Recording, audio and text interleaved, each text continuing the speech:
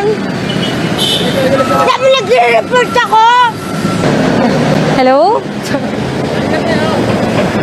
Ayon pa sa NEDA, mahigit 2.5 million pesos ang nawawala sa mga magsasaka araw-araw dahil sa vegetable smuggling at nawawalan din ng kita ang gobyerno dahil hindi ito nagbabayad ng buwis. Balik sa iyo, Chang Ami. Huwag mo pakialaman. Sabi nagre-report ako.